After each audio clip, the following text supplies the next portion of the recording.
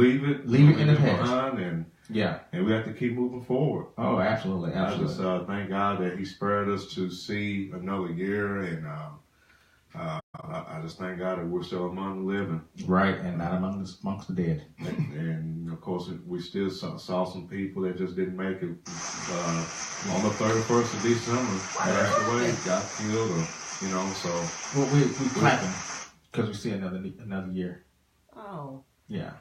Well, he's talking about the dead. Clapping about. Yeah. Of course. So, but yeah, let's get this ball rolling. Oh yeah. A lot of things happened in football. A lot of upsets. The Cowboys did not make it. Got to talk about how she just walked out. Cowboys did not make the. But at least they didn't go 8-8. Right, at least they went 9-7. Yeah, remember the 3 straight 8 years Jason Garrett went through. I thought they was really trying to win that game, but man, 6-0. 6-9. How do you do that? and what's going on with Dan Bailey? I really don't think Dan Bailey has recovered from his groin injury. I think he came back and felt like his run was okay, but I think somewhere between his kickoffs in the end zone and his field goals, he may have felt the twinge, and I think that messed with his confidence from a mental state. Because you would never, ever see Dan Bailey miss the money. Look, Dan Bailey did not miss an extra point his whole career, except for this year after the injury. He was Mr. Money.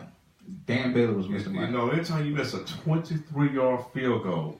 A field goal that's 10 yards less than an extra point. Extra point, There's something wrong. Something wrong, yeah. There's something wrong. He was off his target. I just really hate that he had to end the season with a missed extra point and a missed 23-yard field goal. Did you think Elliott would get 120? I really thought he was going to. He got the volume. Close. He got his 27, 28 carries, but he didn't break that one long run. And then, he had one little long run. 30-yard run, something like that. Yeah, about 25, 26. Yeah. But he ended with 103. Yeah. But, he still got 100 yards. He had 97 in the last game, 103 in this game. So he'd had 200 yards rushing, which is a 100-yard average since he came back from that suspension. So I think he ended with 983. Yeah, he was 20 yards. Yeah, he was 17 yards less than. He was 17 yards less than 1,000. Which to me, for you to be out for 6 games and you still. So that's 10 games, 983 yards rushing for an average of 98.3. Bro, come on. And you can't get Dan Bailey. Ezekiel Elliott is a beast. If he kept the 98.3 average and you multiply that times 6. That's another 587 yards. He would have been an NFL rushing leader. Right at 1,700. Yeah, he'd been another NFL rushing leader. You can't be mad. Great season for Zeke. What are your thoughts on? I know you guys been going back and forth with this Dez Bryant. So what are your thoughts on? Man, look, now I know I put a post on Facebook. I know people saw it. Got a little heated up. About an hour ago, there were some people that got on my post. I ain't gonna say no names, but I basically said that to me, and Dez Bryant's going on 30 years old. He's 29, going on 30, going into next season. I said that he has not lost a step, and I honestly believe that one of the issues as to why he's having poor seasons is because he doesn't have the quarterback that can put the ball in the spots where he is accustomed to, a la Tony Romo for 6 seasons. Now, Dak Prescott is in his 2nd year. Just 2 years now. I can imagine when Bryant first came into the NFL, Romo was already a starter for 4 years. Right. So when Bryant came into the league, got drafted by the Dallas Cowboys in 2010, there was some chemistry, there was some work, there was an off-season and stuff. But when you don't have a quarterback right now that can't get you the ball that you're accustomed to, a la the back shoulder fade in the end zone, no one was able to get that ball in that spot in the end zone but Tony Romo.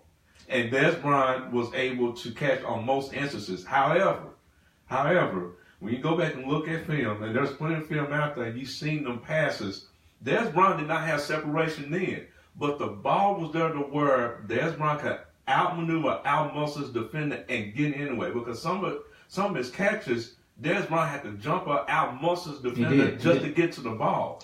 But when you have Dak Prescott that's not as accurate as Romo, and we saw it in the Philadelphia game where immediately in the game, the start right off, they was throwing the ball to Dez Bryant, but Dak was off on half those throws. I think the other thing is Dez Bryant. I mean, number one, Dak Prescott didn't like throwing it in close areas. He's afraid of the interception. Yeah, and you can't blame him for that. Because both of those interceptions was a product of Dez Bryant.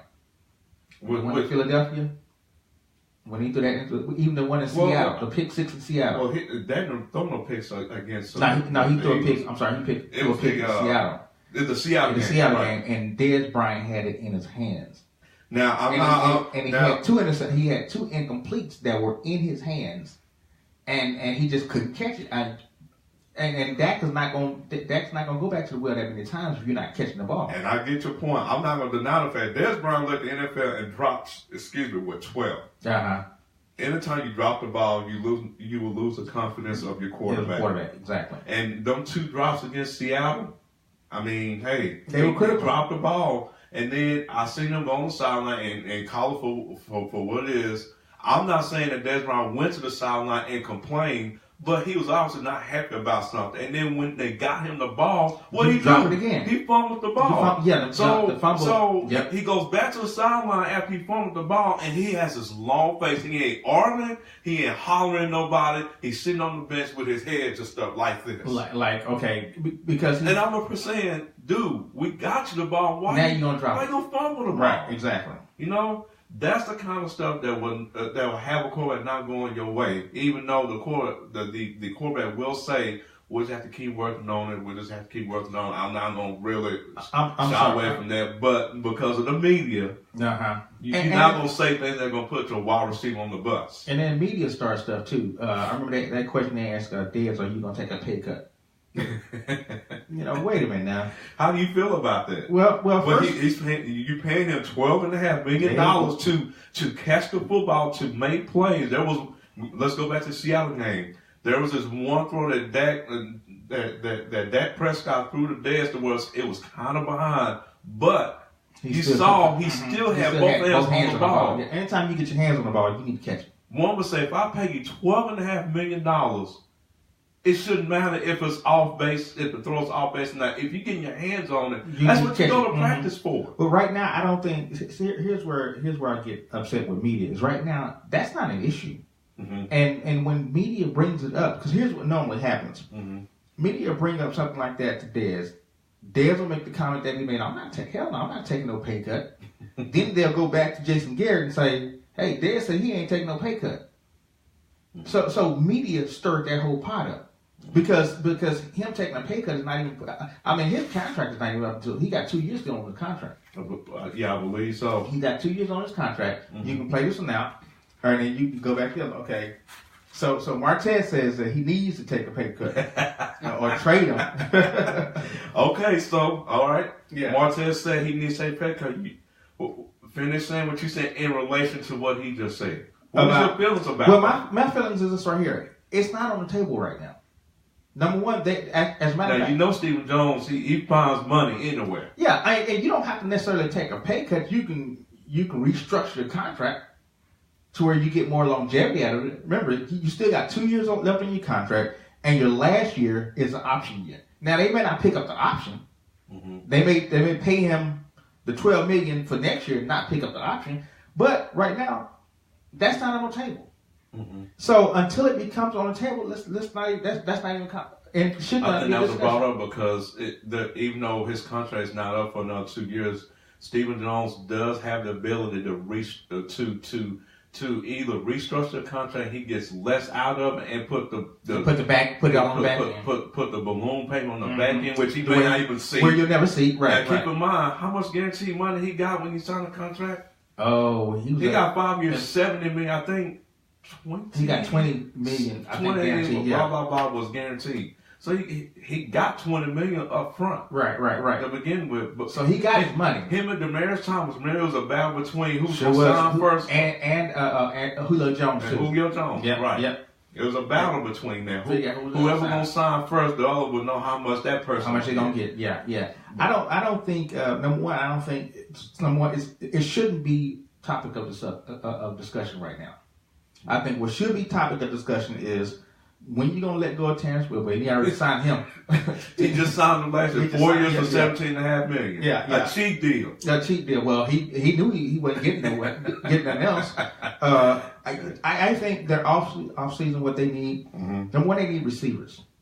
They need receivers that run routes. Well, their defense is becoming a lot solid, very solid. I can say that, but I think my priority going into this off season, you need to find you a left guard that can play. That can back up Tyron Smith, because Tyron Smith is. I think moving forward from here, you cannot rely on Tyron Smith to start 16 games a year moving forward, because he's having back problems leading to groins and leading to knee injuries. And not Jonathan Cooper. It's not Chaz Green. He got hurt in the Eagles game. Yeah. So, Chaz Green, you got to go. Yeah, he got to go. You got to go. Byron Bell, you got to go. He got to go. You got to go. Shelly. The kids are downstairs. Oh. Yeah, okay. But I mean, come on. For me, I'm with you with the receivers, but we need to address the left guard position more than anything. Yeah. Because as you can see, if Tyron Smith is not in the lineup, this whole football team is almost depleted, and it shouldn't be that way. What about? Huh? What about coaching? I said something about Jason Garrett on my page, and I said, and some people, of course, disagree. I said I posted all of Jason's 7 seasons, of which only 2 of those seasons. Look at the wind blew in. The wind blew in. We got the announcements right here. Yeah. Hold on. We got announcements right here. After 600 years of failed attempts to get here, I'm gonna scoot over here. Hold on, let me get you a mic. Let's do this right here. Let's take a quick break. Take a break. Yeah, let's take a quick break, and then when we come back, we have been joined by none other than I'll tell you who we're joined by. The player. The player from the Himalayas will be. I don't want to take that break. I'm do this one right here because he's here, so I gotta watch my music, right? Yes. Oh, he's here now. Yeah, I gotta watch my music. Mix. Let me hear. Huh? I gotta act like I'm doing. Huh? Put on DJ Living Pepper. That's what I'm gonna do. That's what I'm Living Pepper. Yeah. Yes, you will like him. You will like. He's I like lemon pepper wings. Hey, he put the seasoning on his music. Let's just stop here. Let's do this right here. It's gonna take a long time to get the lemon pepper. They let you know you ain't played them in a while. Well, no. I played them, but I'm playing them again. Here we go. Oh my goodness. There we go. Come on now. All right. So we'll be right back with 411 Sports Talk Radio on 4radio.net.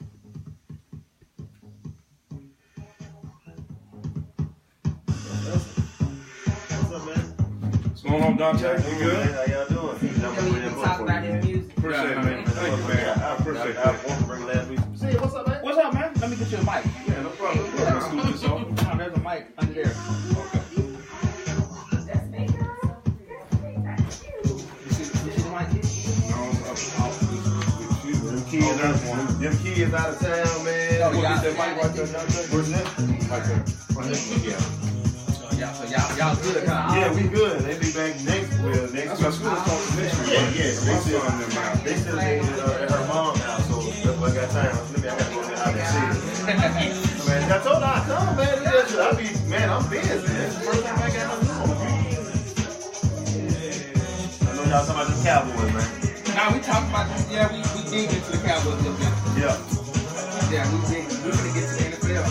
Yeah. And I want to talk about that OU game. Oh man. Georgia OU. Baker Mayfield is ridiculous. He's a Johnny Manziel, man. He is.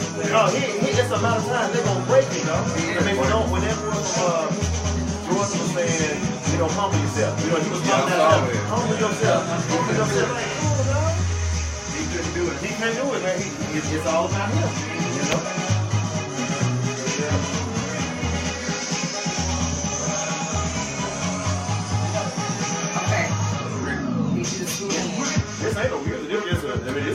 beat. It's an instrumental, man. You gonna start freestyling on it? He found the wrong one, Dante. I'm telling you. And this what you talking about, security. He got a better one that has some actual Turn my mic up, man. With Dave Smith. Yo, turn him up, man. Turn me up, man.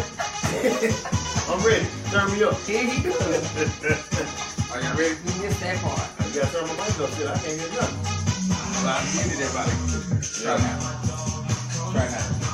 Yo. You got it. Yes. I hear it. I can hear him through the speaker. I can hear him too. Yeah. Are you ready? Yeah. Don't talk about you. Man, what is this, man? Here we go. You done went techno? All right. Back. We're back in full effect. Dante coming here, Messing with you. Messing with everybody. He went techno on the music, man. So what? All right, we jump by. So 411 is now Tech 411. No, that's DJ Lemon Pepper right there. Yeah, Lemon Pepper big on sign. But I know the DJ part. But he sound like some wings, man. You keep talking about hot lemon pepper. wings, some we go to wings fries and stuff like that. Go to Wingstop with them lemon pepper, man. There you go. All right, we jump by. Dante, what's happening, sir? Doing good. How's your New Year? Man, everything was good, man. I had a good time. What you do? Yeah, I went to my parents' house. For real. Man. Yeah, we was gonna go to church, but they canceled it, so we just sat in the house. We didn't do that. We had some chili. Chili? Yeah, Yeah, they had some chili. I'm surprised you didn't get no peas or nothing like that, No black eyed peas. I know. Normally you get black eyed peas on it. You believe in that? No. I missed the whole year. You're right. I got one question for both y'all. I'm gonna go off this comment right here, Marcus Young. We was talking about Dez Bryant. Okay. And he's saying basically that Dez has lost a step. I'm saying Dez not necessarily has lost a step because he don't have the quarterback to put the ball in the spots where it needs to go, because Dak Prescott is not as accurate as Tony Romo when it comes to just throwing the ball in the spots where Dez could catch it. Okay. We all know that Dez can really run routes. Janoris Jenkins said he basically got two routes. That's all he got. Slant So he got a go route, and that's it. So basically, as a former NFL, and Marcus Young, this is Dante Wesley, who has played in the NFL for 10 seasons. For 9 seasons. Yeah, his claim to fame was a hit on that. No, don't do that. Don't do that. You always try to bring up something, man. As a former defensive back, I want you to tell me, if you was covering Dez Bryant, talk about his game, the pros and cons, and just, has he lost a step? I don't think he lost a step. I think Janoris Jenkins has just broke him down, watching film. His 3 routes are a fade route, 8-yard stop, and a quick slant. But he got a go route. A fade route, an 8-yard stop, and a quick slant. If you sit 8 yards and just sit on this, he's not fast enough to outrun you. That's the key that Dallas doesn't have. They don't have a receiver that can stretch the field. Right. That you really fear. Even back in the days, they had Joey Galloway. I played against Joey. You had to respect him, because he didn't catch that well, but he'd get past you. It'd be a fade real quick. So I think that. And then Terry Glenn, you can't necessarily say he was a speedster. No, but he was a great possession receiver. And but I think with Dez game, Dez haven't lost a step. And like you go back to say with Romo and Dak, you think about it, Romo been with Dez a long time, a whole lot longer than Dak has. And I think Romo know exactly where to put the ball in because from practice, from seasons before, he know where to put it. Dak is just a quarterback that, hey, I'm gonna give the ball to whoever's open. And Dak is not going to take chances. He's not going to take chances. Then when he chooses to go to Dez, what Dez do? He drop the ball. Drop it or get it knocked out. Yeah. So, that's going to be an interesting situation going into this offseason, what the Cowboys going to do with Dez because, I don't know if he's going to take the pay cut. But I'm saying. He said, hell no, I ain't take my pay cut. Tom Brady do it. Yeah, right. Everybody take a pay cut to make for the betterment of the team. For the betterment of the team. So if you feel like you can't take a pay cut, it's almost like you're saying, I don't want to. I'm bigger than this thing. Then you say, I believe in me. Well, it ain't got nothing to do with that. And the pay cut is not a bad. I understand how it ain't never restructuring your contract. But if you overlook your year and see what your yardage you put up, you really haven't done a whole lot. You even have room to talk about it. You catch 6 passes, which is the least unless you ever caught. Come on, man. You know, and for less than 1,000 yards, how many fumbles and how many drops? Yes, I mean, so you can't be so like you demand so much more. You really haven't done anything, man. You really have. You was an average receiver, and it didn't really show if you a team player. I think to Jerry and to people in the front office, man, if you're really a team player, man, you would take a pay cut. You would take a pay cut to bring in better people. Marcus saying Dez is not a team player. What do you have to say about that? I would say from his actions, from his action of what he's saying, his initial comment he's was not a team player. Yeah, because even at the game when they lost to Seattle, with Zeke coming back that game, he over on the sideline pouting about something, getting down, don't want to come in the game, then come in the game, fumble. It's a lot of turmoil going on behind the scenes than probably what we see. And I think to that point, I think the Cowboys season was basically nothing but turmoil. The whole season. Because you couldn't even talk football. Mm-hmm. You had to talk about off-season problems. You had to talk about Jerry Jones. You had to talk about Ezekiel Elliott. You had to talk about all these other things that had nothing to do with football. But you know what? That's what Jerry liked. Jerry loved controversy. Jerry have always loved something going on within his team to keep an eye on his team all the time. And when you look at the team itself, that was a young team. Dak and Zeke were considered freshmen and NFL rookies. Right. It's always hard in your second year. See, you set the bar so high your rookie year. Yeah, that you're gonna come down. You got to come down. You almost peaked. Right. Plus people start understanding. Yeah, okay, this is how he plays. Yeah. This is how we get him. And teams realize that if you take Zeke out the game, one of my guys, Ricky Manning, we went out to eat. He coached for Seattle, and we was talking. I was like, man, what y'all gonna do with Dez? He's like, man, we ain't worried about Dez. And I was saying, he coached. He said, we ain't worried about that. He said, who we got to stop? He said, we got to stop at 21. Yeah. He said, we stopped Zeke. He said, man, we can win the game. He said, but we can man Dez up. But even that though. I mean, this is in the locker room. This is what coaches is saying about. They probably say, we ain't worried about Dez. We ain't worried about Dez. You worried about that 21. We worried about that 21. That's who they feared was Zeke. Because I don't even know if they even fear. I don't think they even fear. I don't think they fear Dak. I mean, if you notice if you notice teams, they rush from the outside on. They make Dak go up in the pocket. They make sure Dak don't go scramble outside. So and why don't they think he's a pocket? Why don't they feel like he's not a pocket passer? Well, you know what? It all goes down to which offense coordinator. See, Scott Linehan was out. He coached Detroit when I was in Detroit. Right. He used to Matt Stafford. Matt Stafford and Calvin Johnson. That was his number one. Nate Burris was also there also. But he's used to a pocket passer. I don't know if he's the right coordinator for Dallas because Dak is mobile. Right. Dak can run the ball. Yeah, you can put in a lot of plays with Dak besides the quarterback sneak. And it was funny one time because they was in a spread formation. And I asked my son, I said, what play they finna run? He looked at it. He said, quarterback sneak. And Dak ran right up the middle. Because this is a 10-year-old, right? 11-year-old. Because the Cowboys have, number one, they have an issue with adjusting on. They cannot adjust because they're young. See, they're young, man. But is it the players or is it the coaching? I think it's the coaches because I was listening to the game the other day and they were saying how Nick Saban makes so many adjustments at halftime. You see the game when they played against Clemson. Clemson was kind of close. Oh yeah. First half came out second half. Everything totally Alabama did work. But everything. But Belichick is like that also. Yeah, make adjustments. But you look at now. Here's what I don't understand though, because I remember when Jason Garrett was offensive coordinator. Okay. I thought he was one of the best halftime adjustments I've ever seen because he used to make halftime adjustments. Next thing you know, they look like a totally different team. But it's now he's a head coach. It's a young team, right? So you dealing with young guys, man. The way the league have went now, everybody is young. Dallas have a young secondary. They have a young team. There's only so many veteran guys on the team. Right. Like I said, they did so well last year.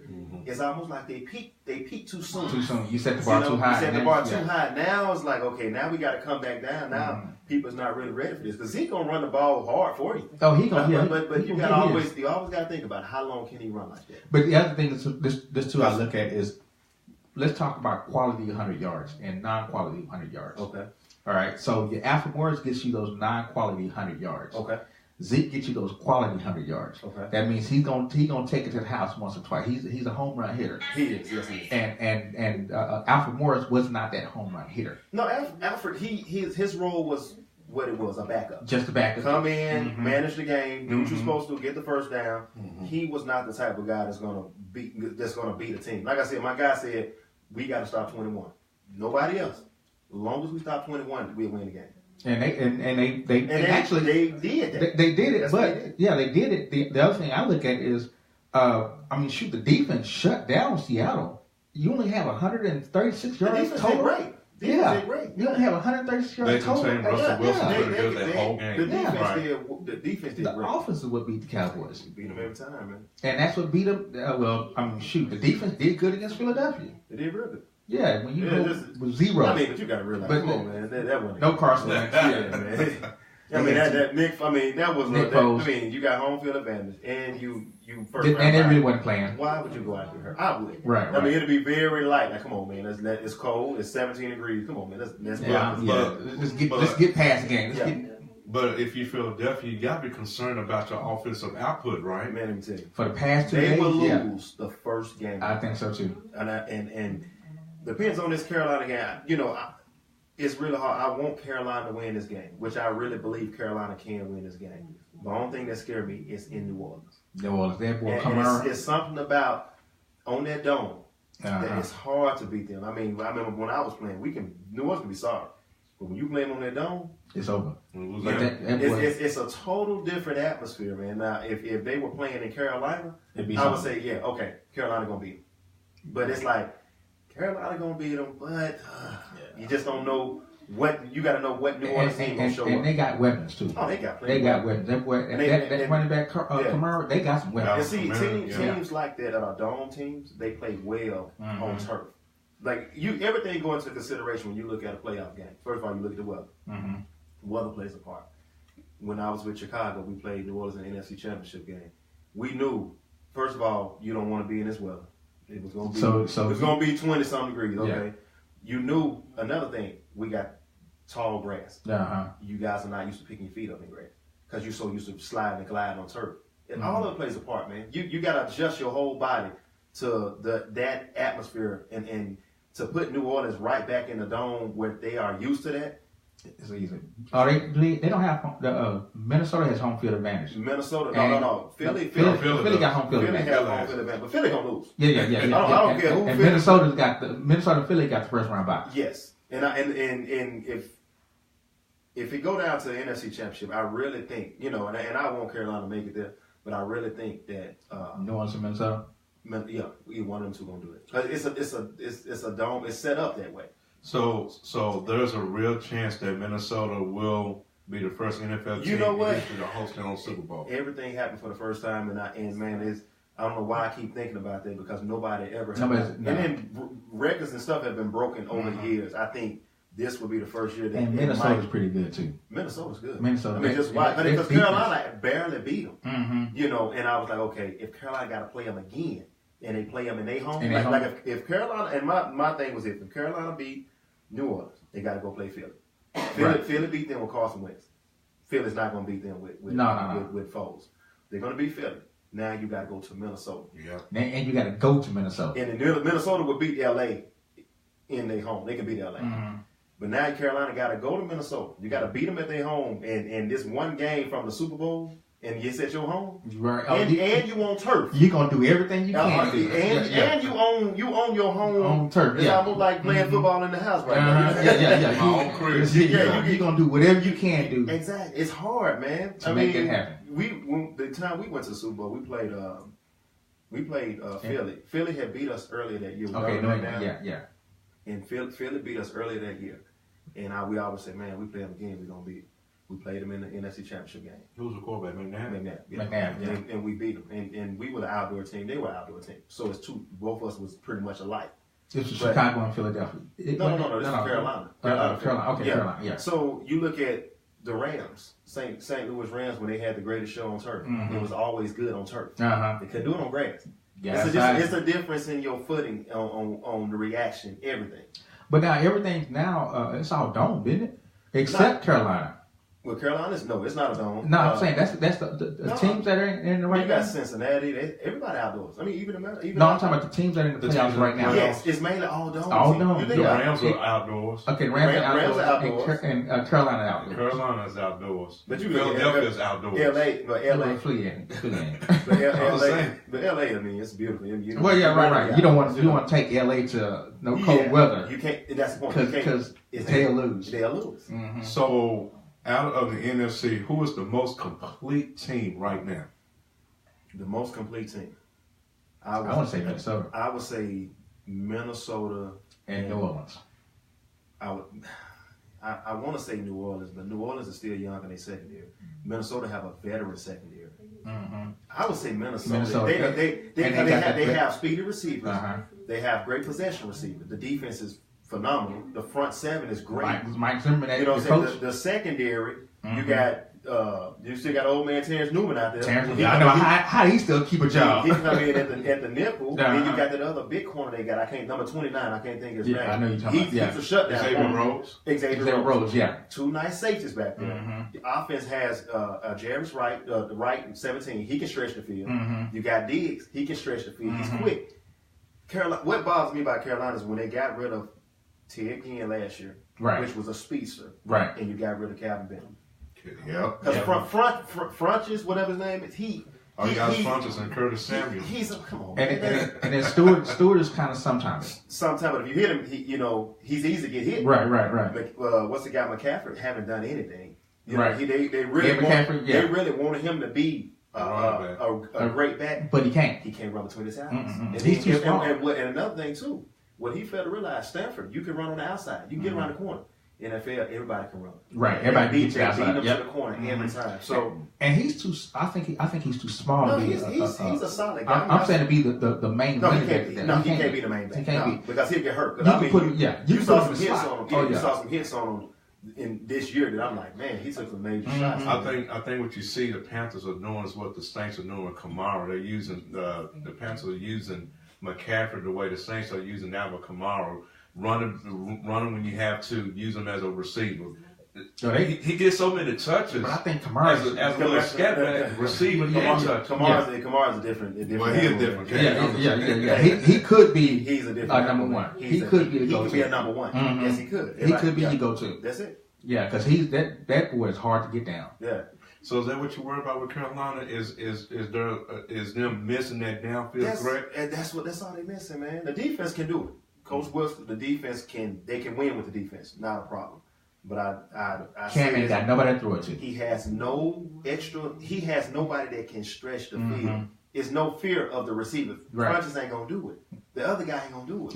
I mean, but all you have in Carolina, all you got in Carolina is Cam. That's all you have. And if you don't have Cam, it's almost like they had the same thing they had with Seattle. All you got is Russell Wilson. But the thing is this: even talking with a coach with Carolina, they said I was talking to one of the coaches, and he said our season is all dependent on what number one gonna do. Mm-hmm. But you can't have a season like that. But if he said you hit number one and he shut down, it's done. It's done. And he kind of, I don't know. I mean, y'all can correct me if I'm wrong. I think he kind of whiny too. Very. Seems like him and LeBron grew up in the same household. As big as he is, he think nobody supposed to hit him. Right. They gonna hit you hard, man. They gonna come at you. They'll hit you hard too. And wouldn't you? Why wouldn't you? This dude's 6'5". This is football. This dude's 6'5". 240. Yeah, this is football. They come at you. You think I'm gonna let up on you? And then he wants to sue the NFL or something like that because they hitting you? Yeah, ref ain't calling. Right. Come on, you too big for that. Get hit. Yeah, so now he's kind of so there. I don't know how far they'll go. I mean, man, and my only thing that makes me hope Carolina wins is the fact that New Orleans will beat them twice this year. Oh, you think three times? You can't beat me three times. And that's my only thing I have. That's hard to do. That's hard to do. Yeah. But, I mean, shoot. Well, but they beat them once in Carolina, and the last time they beat them was in New Orleans. They handled them in New Orleans. I mean, that is hard. But Carolina barely beat Carolina in Carolina. But they handled them in New Orleans. And see, that's my only thing, you know. That you can't beat one team three times in a row. Three times in a row. Yeah, because I mean, Dallas proved that. Remember the Giants? Oh yeah. Then they beat the Giants, and they came back and lost the first round to the Giants. Yes, that's how it be. Mm-hmm. Yeah, at home. It's hard. Yeah, it's hard to do it 3 times in a row. It's hard to do it 3 times. That's sometimes what you bet on. And that's kind of what a whole lot happened. All right, so let's talk about the AFC. Who is the most complete team in the AFC? And if you want to say the Patriots, that's fine. But who is the most complete team? Pittsburgh. Pittsburgh. Okay. Pittsburgh. You? Pittsburgh. Yeah. Pittsburgh, Okay. hands down. Okay. Brady know how to win, but Pittsburgh has the most complete team. You got Roethlisberger. You got, first of all, the receivers are great. Receivers are great. Yeah, and then that's if Brian come back. And then you got Le'Veon Bell back there. Yes. You know, and Roethlisberger he's the only quarterback that I've seen that can stand back in the pocket for like 12 seconds. He's been standing back there a long time. Yeah, he'll be back and there. Still sometimes miss a receiver. Yeah, he'll be back there cooking. Bacon Cook is back there, but he'll still make something happen. Then so I think Pittsburgh is. I don't know. I don't think New England is as complete as they've been, but you still have the Bill Belichick factor and the Tom Brady factor. You have, and they have home field advantage. And they have the coaching. Mm-hmm. The coaching is phenomenal. Yeah, they can. I don't know. I always wonder, like, what is it? I mean, I was there, and the adjustment that he make of what he actually watched film and see is something, man. You just don't know what he. So why didn't he work out in Cleveland? Belichick. Why didn't he work out in Cleveland? And then you come to New England and you work out. Maybe you're right. Who does work out in Cleveland, right? Maybe he changed something up within himself or something. I don't know. Maybe so. So there's no fear with the Chiefs. No. So not the Bills. No. We talked about New England. We talked about Pittsburgh. I'm missing 2 teams. Who's the other 2? Jacksonville. Jacksonville's pretty good. Jacksonville will not get past who they play first. Pittsburgh.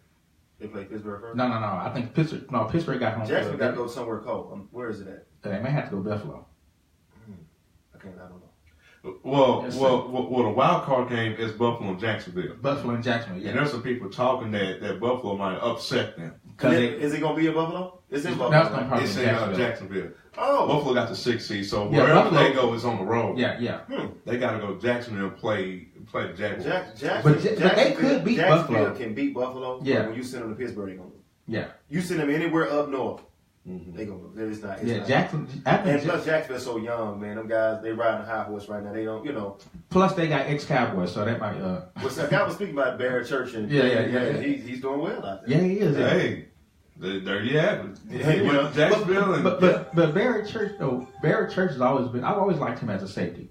He's a great athlete. Yeah, I've always liked him as a safety. I didn't like. I mean, we get rid of Brandon Carr, who don't get interceptions for nobody. Yeah, he getting torched for Baltimore anyway. So. Right. It didn't matter. So you got the Cowboys got rid of their secondary, and their secondary is better now than it was last year. Young guys. Mm-hmm. Yeah, very young guys can move around. They hungry. Yeah. Mm-hmm. They want it. Yeah. But Barrett Church, it's good to see him in the playoffs. They'll probably be one and done. Probably so. But no, Jacksonville, and I love Jalen Ramsey. Oh yeah. If you had to pick over again, I'll ask you this question. I'm gonna ask you if you had to pick over again. Ask him that. Dante, if you had to pick over again, you got the 4th round pick last year.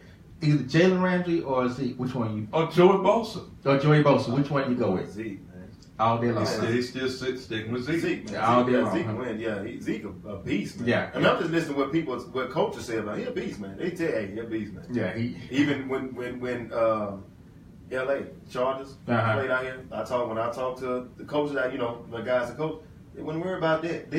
They wouldn't worry about him at all.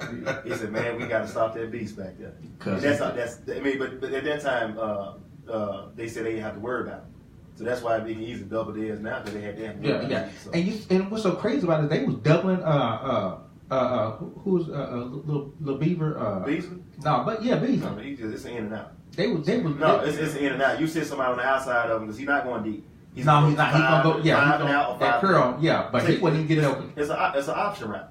You gonna go whichever way the defender is. So the defender over here, you gonna go this way. If he over here, he's gonna go this way. So, but he wasn't getting up. It's easy. It's a scheme, and you can figure it out, man. It's always gonna be a weak spot. They're gonna let one person beat you. Right. But that one person ain't gonna win the game.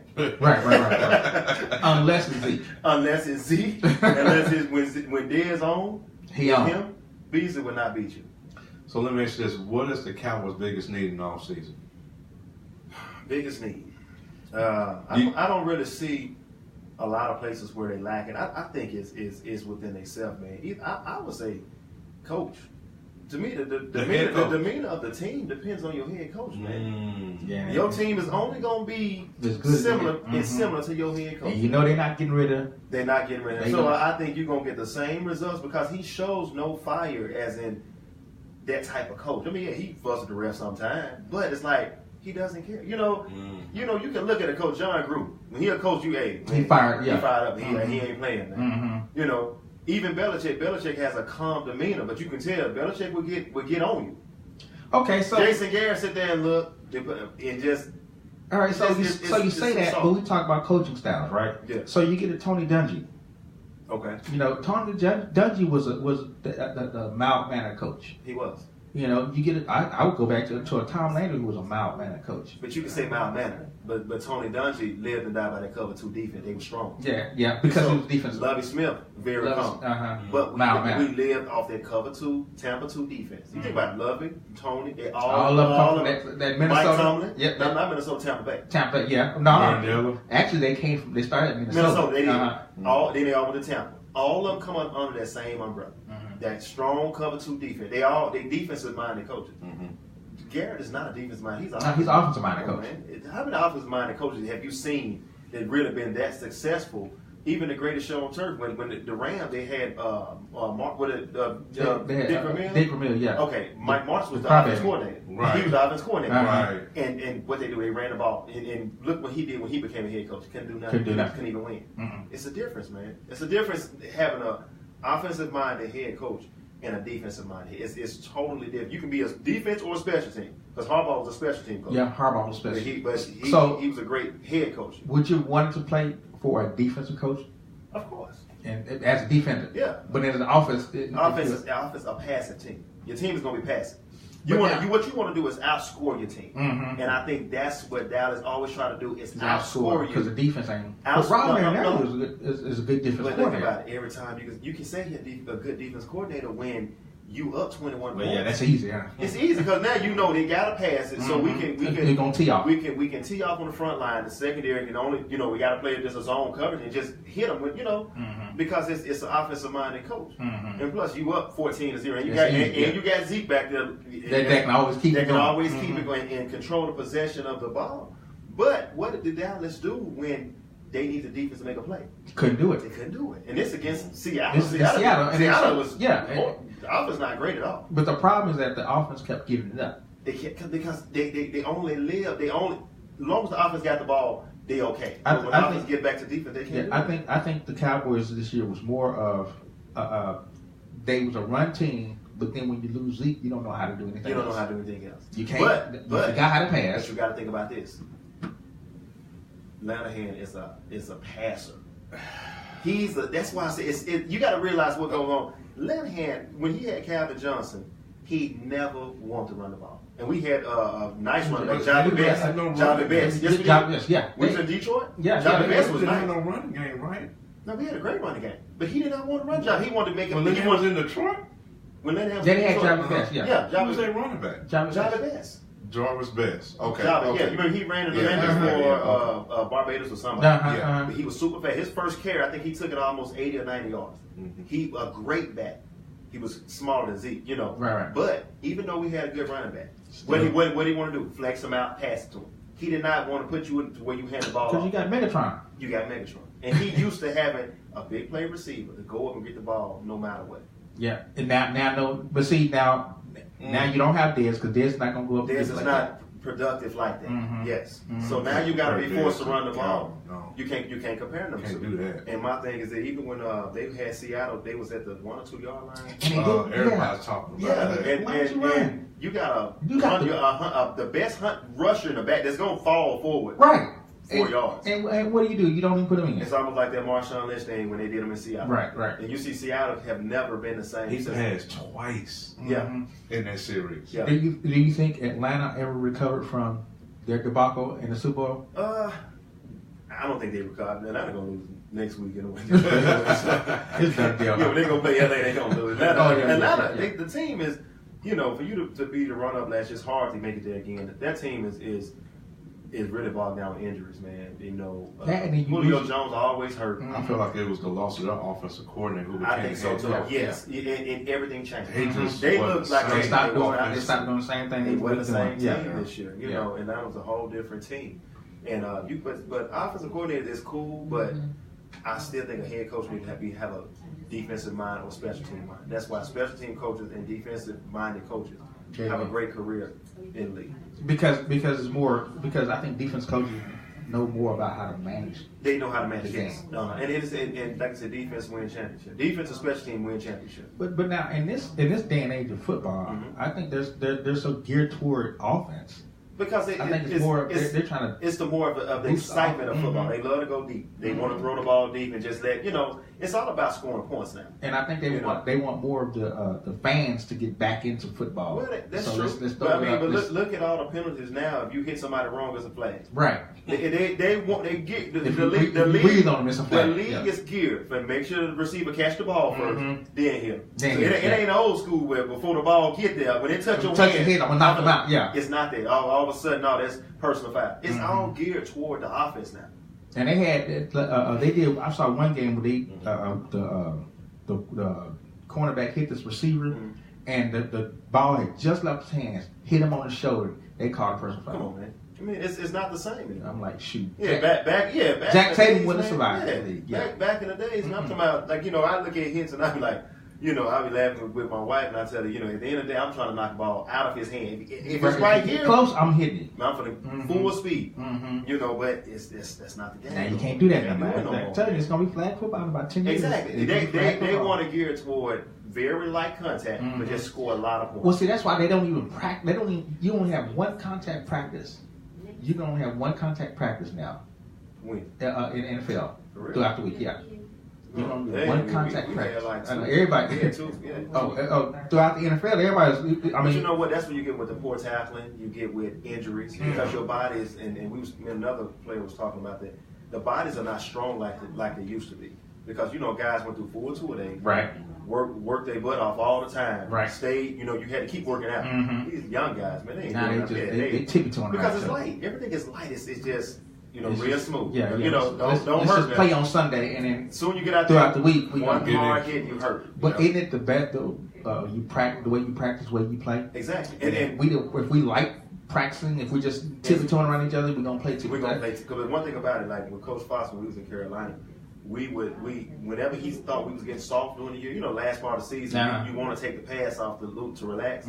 Whenever he saw us getting soft, and all of a sudden we missing tackles and we not wrapping up like. Come right back. Come back. Let's go hit. Put them on. We gonna wear past 2 days. We gonna take them off the last part of practice. We gonna bump. We gonna throw it up. But yeah, so it's a difference in what type of coach you have because you got an offensive minded coach. They still gonna say, "Well, no, let them. They okay. We relax. Relax. Yeah, defensive minded coach. No, we finna hit. Yeah, ain't nothing wrong with it. But you hate it, but but you realize like, man, we missed 2 in the tackles, man. We need to get better. All right, so we're going to take a quick break. When we come back, I want y'all to think about some of the disappointments or the surprises of this year. With who? With who? Just team. With some of your surprises. In the NFL? In the NFL. Okay. Yeah, I got a few. Some of your surprises. I know one of yours. All right, so let's see if we can do this right. Yeah, we're going to do. I got a surprise. Okay. Y'all ready? We're going to take a quick break. When we get right back, we'll talk about the surprises. And what we listening to, man? He here, man. I know. Lemon Pepper just don't even sound like a decent artist. Oh man, I'm a what DJ about Lemon Stunner? Pepper. Lemon Pepper. What about Stunner? DJ Stunner. Stunner. I mean, he's still #1 Stunner. That's old school. That's from Jamaica, though. I don't have. That's Cash Money when they first came out. #1 Stunner. Yeah, I remember that right there. Everything now is what? I mean, everything got switched over to. Gucci Games, Lil Pump, oh yeah, no, Fetty Wap made a song in the last 2 years. Man, let let you know, man. Hey Ray, still got to be up on that game, man. We got to keep you on that game. All right.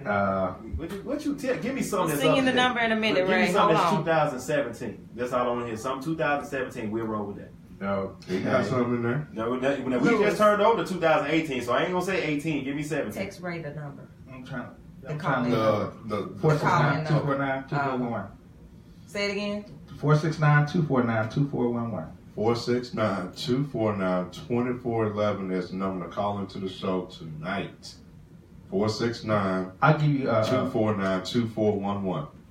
I'll give you something new. You hadn't heard this right here. No, 2017. No, this is 2017. This is last year. See, I already let you slide because we was only We 2 days. only 2 days. That's why I said you should be that hard to find. This is actually my son's song. There you go, Ray. His song or his mix? His song. No, his song. No, listen to it. It's his song? Yeah. So You talking about you playing your Ace? son now? Listen. Don't you talk about my baby. Let me hear what he Don't be got. criticizing my I child. am Chris. My mama's on. You know what? He young. He understand. Say it. Turn the lights off while y'all. We just want to elevate. Turn the lights off. We're going on an elevator up, elevate. Never see you sweat, never lose your days. My elevation, elevator up, elevation.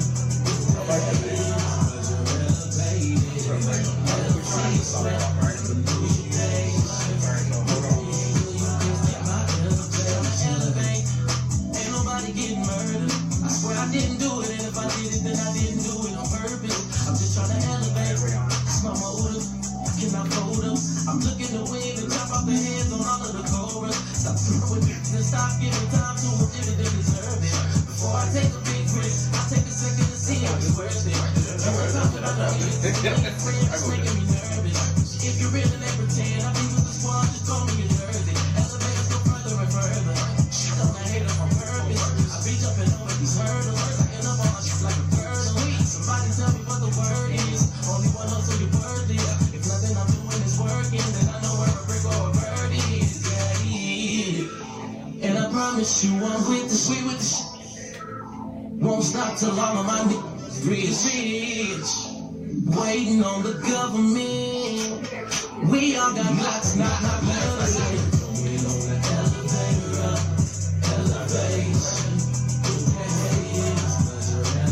Never see you sweat, never lose your patience.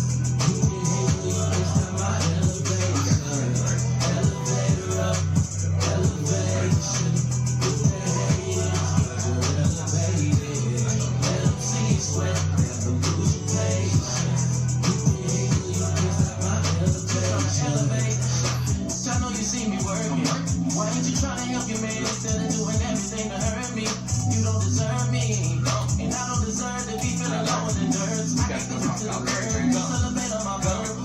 Knowing I'm motivated to be my grind on. Need a chick to let me get my shine on. To the end of this earth for me, don't shine for me. Not just try to get a perk for me, don't take it personally. Try to go up if you bringing me down. I don't need no negativity around me, no baby.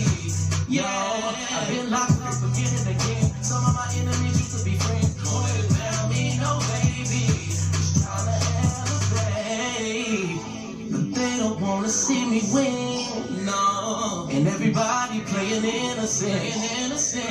With all the slick hate trying to dictate while I elevate. Only meditating on elevating.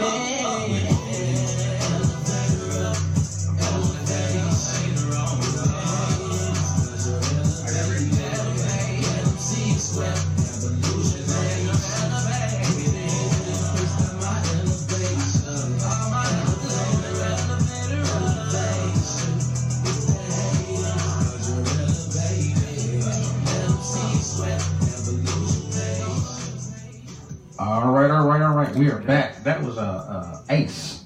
The elevator up. Yeah, That goes kind of hard, man. What you say? What you say now? What you say?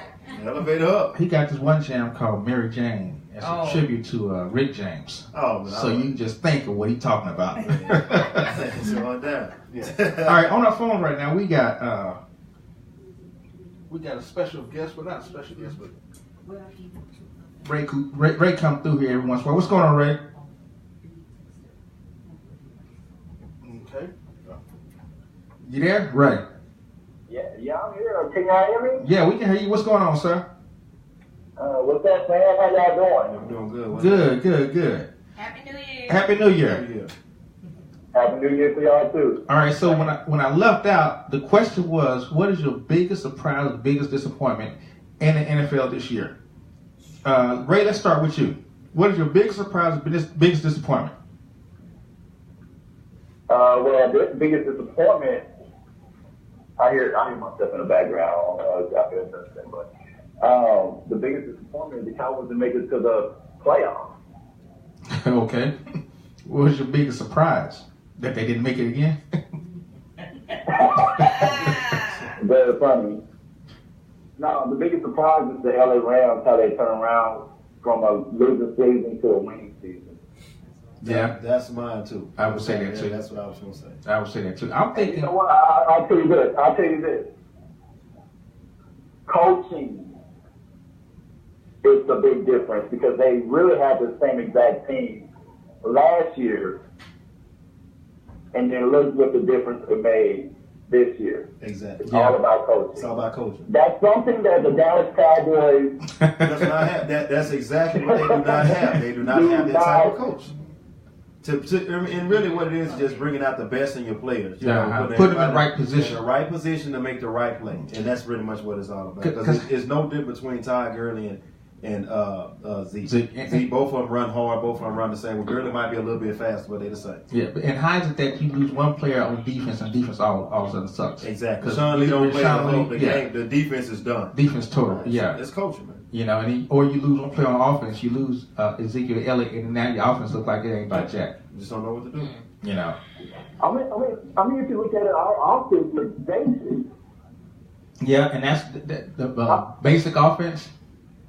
But you know, you got to realize Jason Garrett comes from that mindset of, remember when the Cowboys had Emmitt Smith, and you knew exactly what the Cowboys were going to do, and they did it, and you still couldn't stop them? Mm-hmm. Jason Garrett comes from that mindset.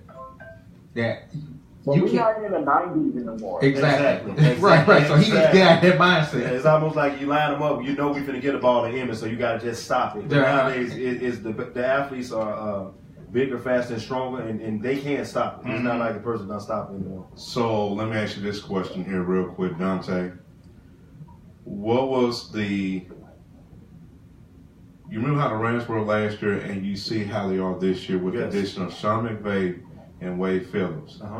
Just like that, they're in the playoffs strong right now. They're a favorite to possibly go to the Super Bowl. Okay. What was the difference between last year with Jeff Fisher and this year with Sean McVay? What turned this whole thing around with the Rams? The difference in coaching philosophy. You got the coach right now for the Rams is 31 years old. Right. He can relate to the players. It become a point in time that I think you can just outdo your coaching your coaching experience, your time. And I think that Jeff Fisher was just stuck on the Eddie George, right, and those plays and what you was doing back then just doesn't work with this newer generation. The generation now is totally different than the type of athletes you had back then. But the young coach for the Rams came in and everybody was like, okay, he's too young to be a coach. I mean, you can't even look at him now. Well, see, I think it's that, and I think the fact that I think the players lost respect to Jeff Fisher last year. I don't think they lost respect. I just think his philosophy just outdated. Okay, then let me tell you what I mean by that. You draft a quarterback first round. Okay. Jared Goff. Okay. Okay, you need to play him.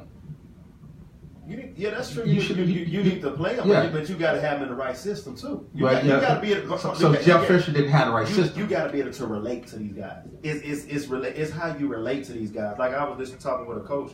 He said these guys now you got to finesse them. He said it's no more bulldogging the guys. No, you can't Jimmy Johnson. You can't Jimmy Johnson no more. But they quit on him. Mm-hmm. And you see last year the Rams didn't care. Jack, yeah. But look at it this year.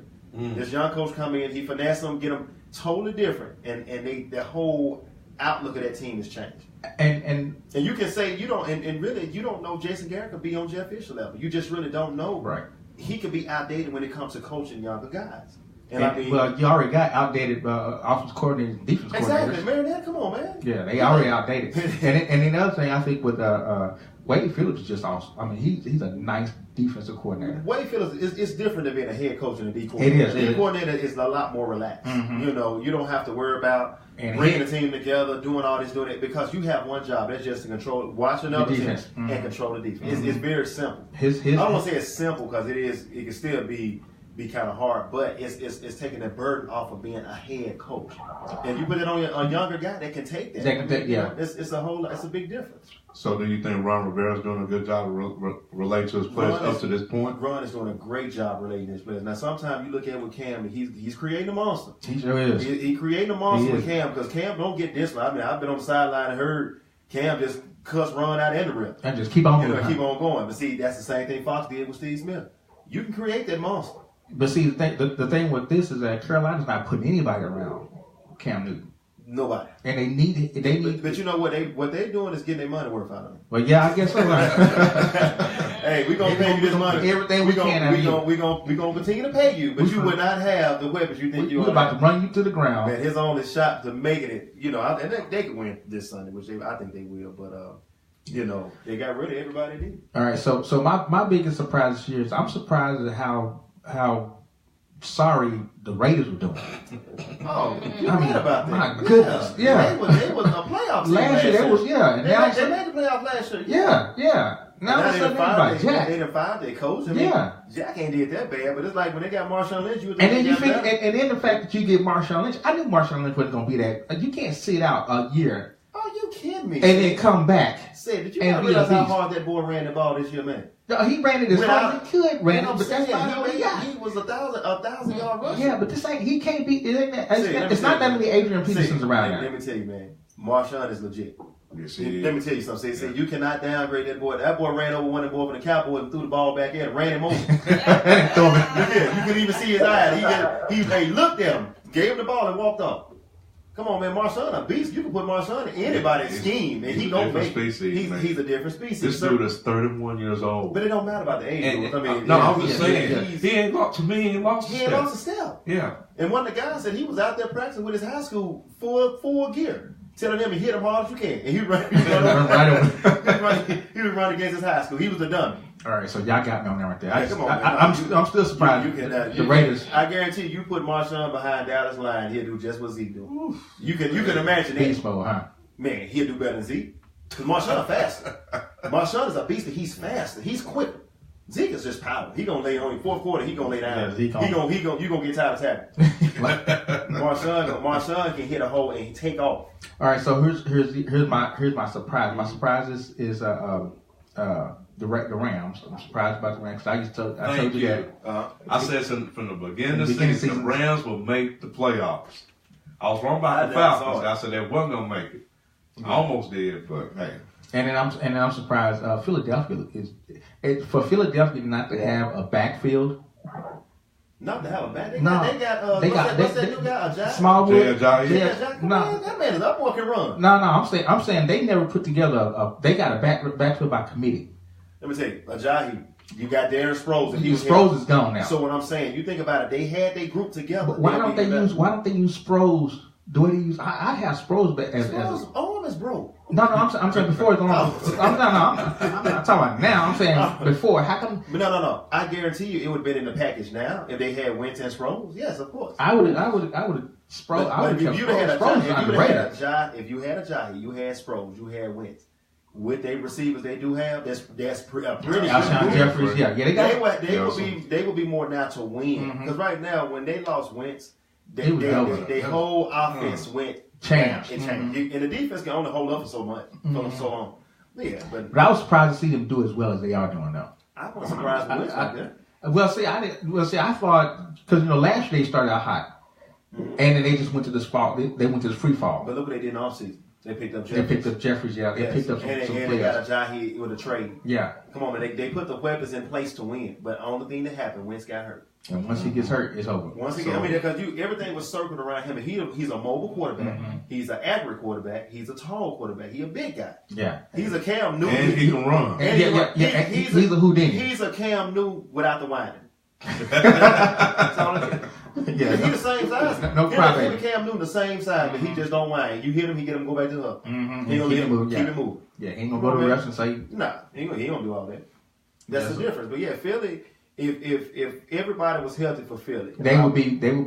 I would say they'd be the Super Bowl. I would too. Wow. I would too. If everybody was healthy, I would say Philly. That's the nature of the game, man. You just never know, man. You lose Carson Wentz, you lose everything. Because Nick Foles is not what he used to be. Nick Foles. Audience comment. Audience comment. All right, let's see something here. Thank you, Shelley. Yeah, thank you, Shelley. On your job. You know, so proud professor and he got the schedule. He had the schedule time for time right here. Can you hear me? Yeah, we can. Yeah, we got you. You still did y'all get the update for the Hall of Fame? Oh yeah, news just came out that Terrell Owens, Ray Lewis, Randy Moss, and Brian Urlacher were named Hall of Fame finalists. Wow. So are they in it? Or is T.O. gonna get in? Yeah, they in it, I think. No, that's the finalists. Are they in it? No, they're named finalists. Oh, so they not named in it right now. Right. They're the finalists. T.O. still might miss it. Ray Lewis will get it. Ray Lewis will get it. Of course, Urlacher get it. Yeah. Yeah, you know he gonna get it. So you play with T.O. Is he deserving of the Hall of Fame? He's deserving. He a prima donna, man. I mean, it's like saying Chad Johnson. Ocho Cinco, yeah. Chad Johnson and T.O. the same person. Well, they cousin, man. You remember Chad had the jacket on Future with the Hall of Fame? Yeah. He put it on over his pants. Right. Come on, man. Prima donna, yeah. And then what happened if he don't get it? You know, T.O. just came out a couple weeks ago saying he was blackballed like Kaepernick, and somebody told him, No. That's what he said. Anytime you're in your driveway doing push-ups and doing workouts, he was blackballed. He's similar to Kaepernick. He was blackballed also. You ain't you're supposed to be blackballed. But that's what I'm saying. That's the type of dude you finna put, because he gonna cry. He gonna You put him up there, he gonna fall out crying. He liable to talk bad about the league. I can't believe y'all let me back in. Yeah. So Ray will get it. Ray won. Ray get in. Yeah. Urlacher made it there. Randy Moss will get in. Yeah. The only reason why, I ain't gonna say the only reason why, because Randy Moss will get in because he also on the air. He's on the air. You gotta realize they picking people that's on the air. Urlacher gonna get it for just be Urlacher. Because Urlacher, they gonna give it to him. But Moss is on the air because he's on there. Exactly. Ray Lewis is on the air. So they gonna pick guys like Steve Smith. If Steve Smith they put his name there now, he'll get that. He'll get it before T.O. Wow. Because he's on air. Yeah. When you're doing something within the league, it makes the league look good to say, I got on my network Hall of Fame. Right. You know, and that's just the principle of the game. I mean, that's why Kurt Warner got in. Exactly. These guys need to last. Yeah. You wasn't that great. Kurt, let me tell you, man, I played against Kurt. Kurt was all right. Was he?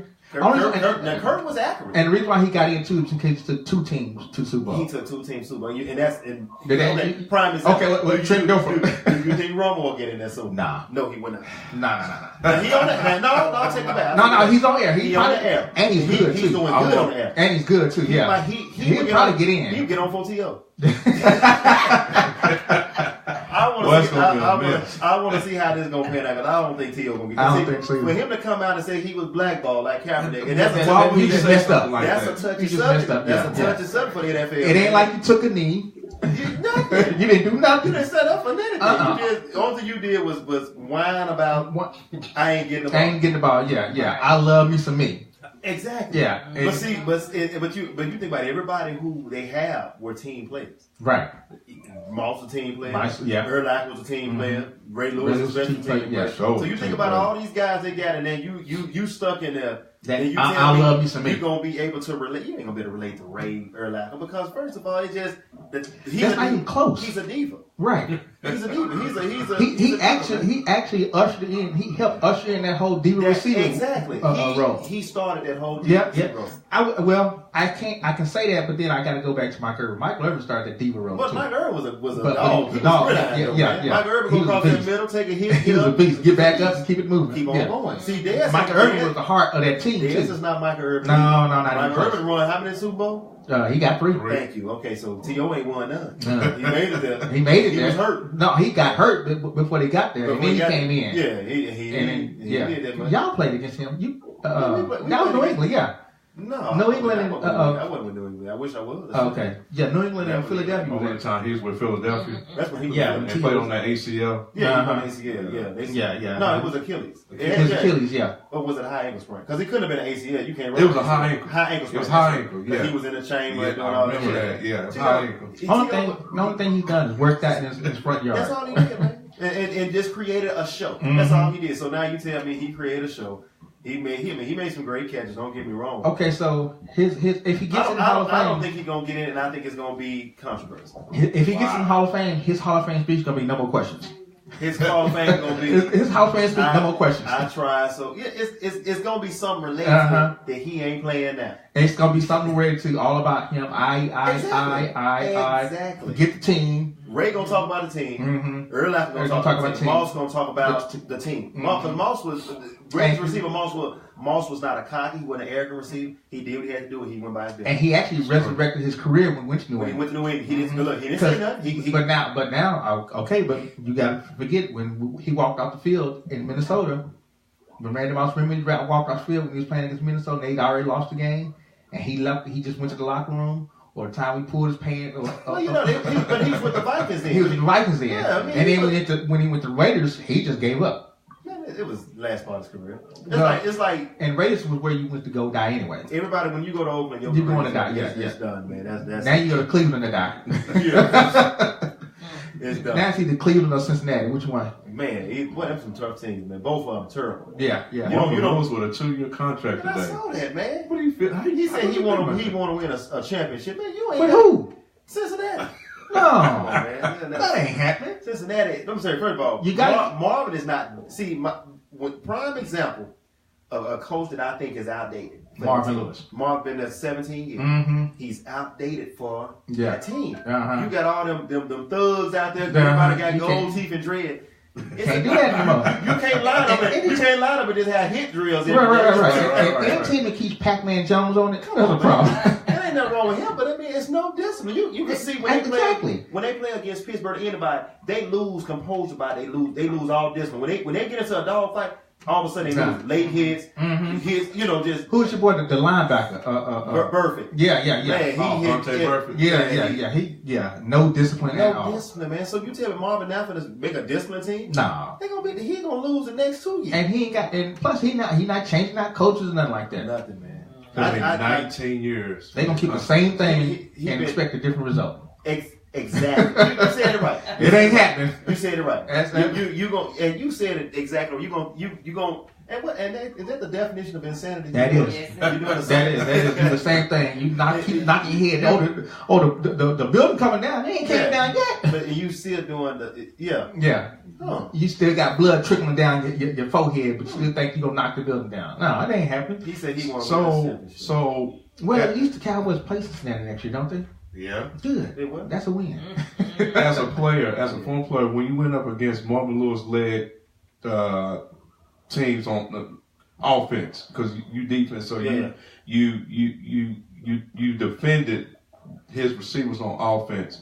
What was the move like? Marvin Lewis wasn't there when I played. I played against Cincinnati one time in my career. 17 years is what? 19? What's crazy? 1990? Every year, the only team I played against Cincinnati one time. Okay. Wow. There's certain teams. Jacksonville, I never played against Jacksonville. One time. My second year. One time I played against Jacksonville. And it's like I kept dodging. It's like, yeah. Okay. It's certain teams that the way the schedule works, you never play them teams. Cincinnati one time. Because it's the division. Yeah, somehow they change out the divisions and stuff like that. Certain people, Tennessee, I played against them one time. In my whole career. Wow. That's them teams like, You named the NFC with the exception of the Patriots. Yeah. Okay. But the Jets, maybe 1 or 2 times, not too often. Okay. But Martez says Marvin got some pictures on somebody. That's why he got. I thought about that too. I said maybe he holding something over their head that they know that he knows. Because there's no way this guy, man, and he barely walking. He barely walking. Yeah, I thought he was gonna get. He could have just went off retired and said put somebody else. Well, didn't he come out and say I'm through? He said this game about winning the championship and I ain't won no game. Right. So didn't he come out and say I'm through? Really, he said he wanted to be done with it. And then all of a sudden he get a 2-year contract.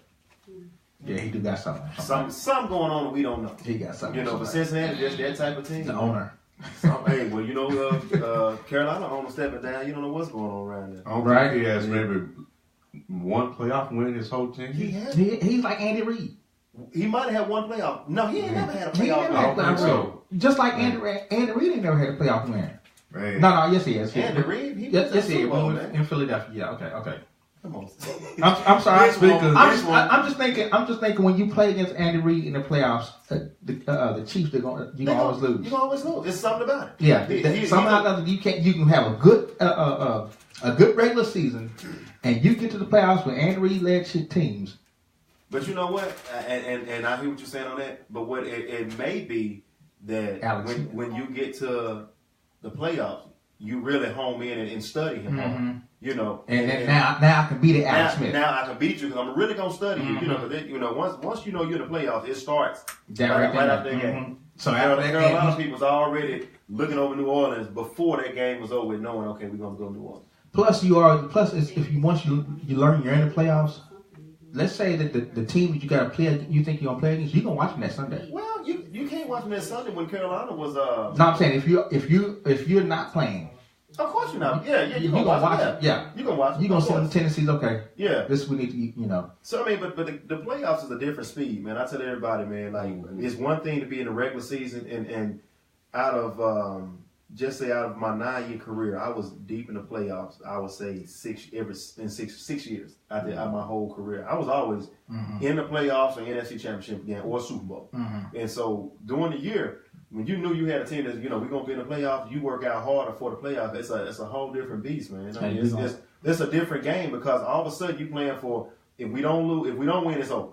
Win or go home. And you really trying for that prize, man. The game speeds up. Isn't it harder when you don't, let's say you're in regular season and you really don't know, but you got to win this game.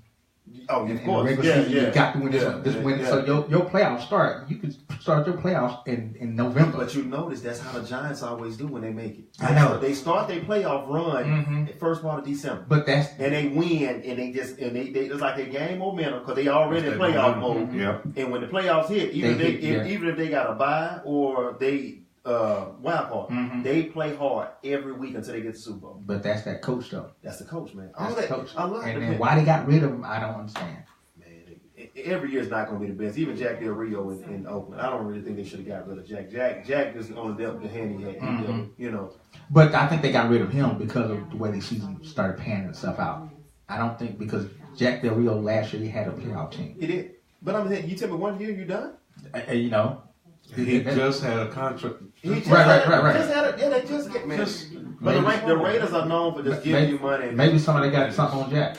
Maybe somebody if they trying to get John Gruden in there, that's what they really want. But John Gruden, he's not coming back. $10 million a year. Well, yeah, I'd come back. I mean, you think about it. Yeah. It's hard to say he can't, but I mean, it's more stressful. The Monday night easy. No. Is he that type of? Is he still that type of coach? That's the point. You just don't know. It's nowadays it didn't change, man. You can't do it the way the younger the coach are, the better your team. You're better the team you have. Mike Tomlin started when he was 35. Sure did. Yeah. Been winning ever since. And he's still in it too. And relate to his guy they love playing for. Boy for LA. That's a perfect example. Mike Tomlin. 35 years old. And they were like, he too young. He ain't gonna do anything. What did he come and win the Super Bowl? Sure did. Come on, man. And he's still in it too. Still and doing well every year. And he's very well respected. Exactly. So real quick, the Kansas City Chiefs, you think this is Alex Smith's last year with the team? You know what? It's really hard to say. They drafted a quarterback high. Patrick Mahomes. Yeah, it's really hard to say because Alex is still good. I'm gonna say they keep trying to put him out, but he's still good. Every time they throw something at Alex, he overcomes it. So it's almost like, do Alex want to be there? Because apparently he can go somewhere else and do right. He still and it's just I don't know what it is about Alex. Is Andy Reid still does he still respect Alex Smith and say you gonna be our quarterback? I believe that. I mean they went good for a while. They was 6-0 and they started good and they just went downhill after that. Well, I get the strange feeling he's gonna get ousted in KC as he did with the 49ers because they had Kaepernick over his shoulder. Now they got Mahomes over his shoulder, and I'm hearing now it's all past job next year. Yeah, I mean, and plus they started him in week 17. Yeah, They're starting the whole game. But what get me about that guy came from Texas Tech. Texas Tech, right? He wasn't. That's an Andy Dalton type guy. To me, a great quarterback. He just no, they just had, but Texas Tech had an offense though. I remember they scored a lot of points. Yeah, you had to score a lot of points. He just threw deep. Every pass I throw, it wasn't nothing. And that was the Chiefs' biggest complaint with Alex Smith is he didn't. With them having Tyreek Hill with the burner he is, he did not stretch the field. I guess for the lack of a better term, not as much as they wanted to. But with Mahomes' arm, he could stretch the field. But he can't do nothing else. That's one reason why they drafted him, because he could stretch the field with his arm. He can't do nothing else though. You can stretch the field all day, but you got to be mobile. Can you throw underneath? Can you do you check down? Yeah. I ain't never seen him just run out the pocket and take off like, ooh, he can run. No, he'll run out the pocket and throw it. Man, sometimes, but like it goes back to your old coordinator. Mm-hmm. Do you want a pocket passer? Or do you want a scramble? And it's just what you want. And he might not be a pocket passer. He's not. No, he might not be a scramble. He is a pocket. I would say he's a pocket passer. But you in the division that you got Von Miller. Yeah. You got Khalil Mack. Yeah. You got Bosa. Yeah. You got somebody that you're not gonna be able to sit in his pocket. They're gonna collapse that. Yeah, you got to move. You got to, man. So it's it is what it is, man. They'll figure it out real quick. All right, so first round draft, Cleveland. I got it again. Hugh Jackson 1-31 in his last 2 seasons. Wow. 1-31. 31. That's ridiculous, man. That's you can't even squeak out a win. I mean, that's ridiculous, man. How do you do that? And he kept his job. It's a curse on him, man. But now Hugh Jackson, though, they got weapons too. And guys seem like they like playing for you. Yeah. Man, when you've been drafted in the first round for like 5 or 6 30 years, you got to have talent on that team. You got to have something. Cleveland is the makeup of their city. They are. And Only thing they got is LeBron James. LeBron is putting Cleveland on his back every year. That's all they got. To try to win. He won one. That's why they were so happy, because he finally got something accomplished in Cleveland. Mm-hmm. Finally. But the city of Cleveland. I'm saying the whole state of Ohio. The whole state of Ohio. All you got is the Buckeyes. And that's it. Yeah. I mean, they respect the Buckeyes more than the Yeah, it's more about the Ohio Buckeyes than the Browns. Man. Or Cincinnati. And you also got to look at their front office. The anytime you got Jim Brown, and Jim Brown shouldn't even be in the front office, man. He shouldn't be in the office. He should be retired. He should be. Yeah. But then you got Otis, who's the tight end? Otis Newsom. Ozzie Newsom? Ozzie Newsom, yeah. Isn't he still in the front office? No, that's with Baltimore. Okay, he's Baltimore. Okay, I'm thinking. But my thing, Cedric, is I'm trying to figure out why Cleveland has not been anywhere in relevance since the fumble. Right, they have, yeah. From that play on, they have not, Well, you forgot about the drive, too. They went through 23 quarterbacks in 19 seasons. Yeah, they have. You forgot about the drive, too. I mean, come on. Every quarterback go there never lasts almost Tim Couch. Now, they're going to mess around and pick up... they're going to pick up... what's the guy from Oklahoma? Yeah. Baker Mayfield. And they drafted Deshaun Kaiser just this past year. Right. Notre Dame. Mm-hmm. And he is sorry. Man, let me tell you. He is terrible. I ain't really. He is terrible. He's bad. His interceptions are so noticeable. It's not even funny. Wow. They finally broadcast a Cleveland game here for us to see against Green Bay, and Cleveland had a chance to beat Green Bay. They had the ball last, and when he got pressured, he threw the ball straight up in there like he was playing school football. Yeah. What are you doing? Designing plays in the dirt. That's a young team, man. I'm like, just go down to the car and make it right. It's Cleveland itself, man. It's the whole city. It's the city. The city's just... the makeup of your team depends a lot on the city. That's why Atlanta stay hot. They're hot in Atlanta. Carolina stay in Queen City. It's live. Chicago they're gonna do whatever they gotta do. New England and Boston. All right, so let me say, you get a call tonight, and your agent says, "Hey, they want you in Cleveland." No, I mean, you talking about if I was healthy, or you just saying get out there now? They want you in Cleveland. You got to start in spot. It'll take me a year. It'll take me. All you gotta do is look at the first lady. She said no. It's a wrap. I asked my guy who told me to see out. I said, man, honestly, do you think you can get out there and play right now? He said, man, honestly, and Rick was a pretty good athlete. Mm-hmm. He said, nah. He said, I don't have the preparation no more. Once you lose, the preparation, the drive, like, trying to knock folks out, I don't feel like knocking nobody out now.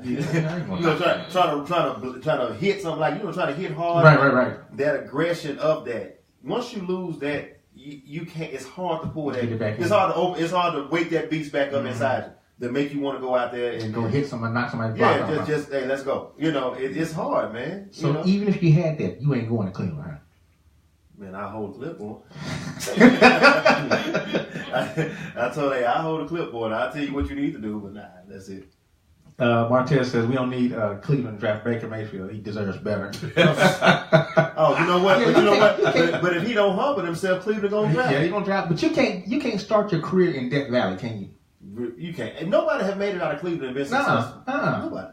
RG3 went down there and was done. And it was done deal. And who's that past draft pick this year on defense? What's his name? Myles Garrett. Myles Garrett. He didn't start out right. He started right, but he ended the season okay. Mm-hmm. It's the city, man. It's something about the city of because now you got to go find a place to stay and Cleveland. Because really, you really look at it as a stepchild. Your organization is nothing compared to LeBron. No. LeBron is Cleveland. Yeah. They'd rather say, you will go to a Browns game, you can get a sideline pass for a Browns game, or go courtside watch LeBron. Man, I'm going to courtside. No, you go to the nosebleed section watch LeBron. I'm going nosebleed. Yeah, you could probably actually play in Cleveland if you go there. You probably could. Just go get on the sideline. Man. Hugh Jackson 1-30 around 2 seasons. Cleveland as a team in the last 3 seasons, 3-45. 3-45. 3-45. They've only won 3 games in the last 3 years. That's 2 games the year before last. 1 game this year. And with the 0 this year. Right. How worse can you get? They won okay. They were 0-17. 0-16. They're gonna borrow games. I don't understand that. And next year they're gonna be minus something. You know what? You can tell they find a way to lose. They do. They'll be winning. And they play hard. They play hard. But they will always find a way to lose. But you know what that comes from? That comes from upper it's not upper management. You clear out all the veterans that know how to win on your team, and bring in all these young guys that don't know how to win. That really just there to get a paycheck. Yeah, that's what that is. They're there to get a paycheck and say, "Forget it, man. I ain't." That's what that is. That's I'm just trying to get a paycheck. I'm just trying to get a paycheck. And you don't want to play with folks that just want to get a paycheck. I mean, but that's how you got to know how to diverse your team to where you have enough veterans and you have enough young guys. And the veterans you got to have in place. But you got to have quality guys. Right. You got to have some serious veterans there. This is our custom. But know how to win. Mm-hmm. So and plus, and it doesn't help with the division. You got Cincinnati. You got Baltimore. No, is that what division? It's Pittsburgh, Cleveland. Is it Pittsburgh and Tennessee? No. Are you sure? No, Cincinnati. That's the AFC. It's Cincinnati. They're Cleveland. the North. Okay, Cleveland, Cincinnati. Cleveland, Cincinnati, Pittsburgh, and Baltimore. Yeah, that's it. So you got to look at that division. That division is nobody you can beat that division, maybe besides Cincinnati. But still, and you still can't beat Cincinnati. You can't beat Cincinnati. Then you got Baltimore and Pittsburgh who have great seasons every year. So it's hard for them to make the playoffs, man. They have to win all the non-division games. Can we get them to win a game? I mean, one game. You don't play those 4. Long as Harbaugh there, long as Mike Tomlin there. But they play other teams though. They can't be. I mean, they play other sorry teams. But it wouldn't matter if they did because they still wouldn't make the playoffs. They have to at least split even with the division. I just want them to see them win a game. If you're Josh Gordon, the beast he is, he's still 26 years old. I'm trying to get the heck out of Cleveland. I'm trying to get the heck out of Cleveland. Would you just hope for the best and hope that at some point, as an elite receiver, that because that's really all they got. Nah, they gonna kill it. That's all. They get them hurt. Yeah, that's what I'm saying. They're gonna kill it. And you eventually get hurt. You could be the best guy. They keep feeding you the ball. And somebody gonna hurt. Somebody gonna hurt. Yeah. I mean, that's. But you know what? That's like when Calvin Johnson in Detroit. The year Detroit went 0-16. Right. You know, Calvin was taking a beating. That's why he wanted to retire, man. You know why he was taking a beating? Because he had Roy Williams on the other side who couldn't catch a jam. Exactly. So if you're the beast, you're the only guy on your team. They're gonna try to keep feeding you to help win, but you just steady getting popped, getting hit. You got your point. Man, he used to be broke up. He hurt all the time. But I think the other part is that they didn't put anything around Detroit either. Never have. And so he said, man, I need to retire. Exactly. But I don't think he really wants to retire. I don't think he did either. He wants to go somewhere else. Detroit was not going to let him out. Same thing with Barry Sanders. Exactly. Barry Sanders didn't want to retire, but you know who did? Marshawn Lynch did the same thing. He wanted to get out of Seattle. He wanted to get out of Seattle. He sat out a year, stayed healthy, and came back and said, "See what Seattle give his rights up," which they did. That's what Cowboy he did. He just didn't want to be Detroit. He was stuck in Detroit. He should have known that because Barry Sanders did the same thing. Man, but when somebody gives you that money, you can't really say no. Right. And depend on somebody. Unless you're Ricky Williams, just give it right back. Remember Ricky Williams had that contract with Miami? That's true. You gave it 80. Yeah, take it back. Here you go. I think he's still Miami. Matter of fact, he came back to work off some of that contract. For real. Yeah. He came back in 2009 when we played against to work off some of that contract. Yeah, he ran over us too. He ran hard, boy. Yeah, man, shoot, I remember my wife was looking at him when he was saying that dude, he ran hard. I didn't realize he was that strong. He's so short and he run hard. Man, he was running through some guys. Oh, that weed. He built different, man. Too much chocolate. Let's get into the playoff matchups before we got 15 minutes. All right, so let's get into the playoff matchups. You got it up? Oh, come on, man. He all over the place. He got to Google it. Cedric. Said, man, you know the game. Come on, man. That's always good. The Calvin Johnson, speaking to him, go down. Where? Go down. Just go down. There he is right there. What he saying? He want to come back? Former Lion says he doesn't miss playing. He doesn't miss playing. Don't miss playing. He doesn't miss playing. Yeah. All right, so let's go to the NFL. Let's go to the playoffs. So right now we have start with Saturday's game. Okay, so Saturday's game you got Tennessee and the Chiefs. Tennessee at KC. At KC. Tennessee's been falling off a lot. You don't know who you. Mariota is a good quarterback. He's been average this year. Yeah. And then what happened to Marco Murray? And then Derrick Henry is going to take over him. Well, I tell you, if Marco Murray is fading off, D. Henry, he's going to be top back next year. I'm choosing the Chiefs in that game, though. I just don't see Tennessee win that game at all. Well, see, but Kansas City is so their year is so up and down. You get they start 6-0, and then you lose. I'm tell you something about Kansas City though. They playing in Arrowhead. Yes, in Arrowhead. They just like the Saints in Arrowhead. Those fans too. Totally different. They totally different team in Arrowhead. So who you got? I'm going to Chiefs. I'm going to Chiefs too. Yeah. Okay. Next game. Buffalo at Jags. Can you turn some music on? I think it's his phone ringing. Oh, so we got an incoming call. All right, what's going on? You on air? This is your brother, man. What's going on? I always forget that your show is on Tuesday. So I'm calling now. What's up, Kevin? What's going on? We actually picking y'all wrapped up the season. Yeah. We got Dante in the studio with us today. What's happening, Kevin? Oh, okay. All right. Play for Carolina? Yeah. Yeah, okay. All right. Yeah, we were just here picking the playoff games, and we had just got through with Tennessee and Kansas City. We want your input on who wins the game and why. Oh, man.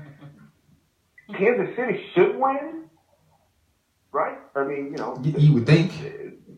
Kasim, the Hunt, the receiver, the rookie running back. Alex Smith is fine. Marcus Mariota, I don't know who's going to show up. I'm going to say Kansas City. I mean, and it's at Kansas City. Yes, at Kansas City, yeah. Yeah, I just don't. Yeah, I can't see why. But I mean, again, that's why they play the game. All right. And then we have Buffalo at Jacksonville. You have some peeps out there that really think Buffalo has a chance in this game. What do you think? I'm going to say Buffalo. Did you see those videos that they posted after the Bengals beat the Browns? Yes. I mean, that's exciting. That gets your blood, blood boiling, huh? Shivers up your back. So you're saying Buffalo? I'm saying Buffalo's going. They're going to carry that momentum. There it is. I know Jacksonville's got this deep. They call them Saxonville and Leonard Fournette and all that stuff. But I think Buffalo's going to get them once. Dante, Buffalo, Jacksonville. Jacksonville. no questions asked, huh? You're all on Jacksonville. You take a cold nature team down to some heat. Totally different. Well, they just and they play on turf in Buffalo too. So you put them on natural grass. Different team. All that plays a part when it comes to the playoffs. You look at everything that's going against Buffalo from the team perspective. You coming down south, it's warmer weather. They used to playing on turf, with your footing gonna be different. Now you put them on natural grass. It's a different game. Different game. Man. Who did Buffalo just beat to get to the playoffs? I don't think they beat anybody. Yeah, Miami. They Miami. What was that game? They beat Miami in Buffalo, right? Was it in Miami? Yeah. So yeah, they did beat a Florida team. they beat a Florida team. Yeah. Okay. By the way, I think you're right. No. Jacksonville has the better team. Don't get me wrong. I think Jacksonville has the better team. They should beat Buffalo, but I just see, Buffalo's got some magic. As Chris Berman used to say, nobody circles the wagon like Buffalo. Shady McCoy is out. Is he out? He messed his ankle up. They don't know. So you got to look at all. You got to look at all that in perspective. So you take away the running back because at the end of the day when you get hurt, you still have 1 week. No, not even 1 week. 6 days. 6 days. Wet. Yeah. You're not gonna be. Everything swells. Your ankle gonna swell up. So now you got to every day try to get swelling out. Also putting pressure on it. Also trying to strengthen it back up to be able to make the cuts you normally make. Now you do. Isaiah Thomas hit 41. In Game 6 of the NBA Finals on ankle, it was swollen. Well, that's basketball, man. You talking about grown men? You talking about grown men taking shots at you? You know your ankle hurt. I'm gonna shoot dead at your ankle. Right. I'm going stomp your ankle if I got a chance to stomp it without getting caught. Yeah, I'm going Jacksonville. I hear you. All right, then the next game we got Atlanta at LA. Kevin. The Rams, to me, look like the Cowboys looked in the early 90s. Wow. Superstar running back, a quarterback that we don't know. I mean, in 91, was Aikman going to be a guy or not? They don't have an Urban, but they got, a lot of little guys that can get open. The defense is pretty good. And they just kind of shot up out of nowhere. That's what I got. And they have, again, to me, it's all about the running back. Yeah, who should you know what you said exactly? He runs just like Roger Craig. He does. Who should exactly right with high knees, and when he take off, he run. Mm-hmm. You're exactly right, Kevin. I didn't know. He should be MVP. He should be. Yeah. Yeah, I'm going Rams. I'm going Rams too. Okay. All on the Rams. Yeah. Panthers at the Saints. This is gonna be a good one. Let me hear what you got, Kevin, on this one. This is gonna be a good one. Yeah. Who you got on this one? I'm going to say Saints just because they're in New Orleans, but if it was in Carolina, I'd say Carolina. That's what Dante said. I love the Saints because they can run the ball now. Drew Brees don't have to throw for 400 yards. Right.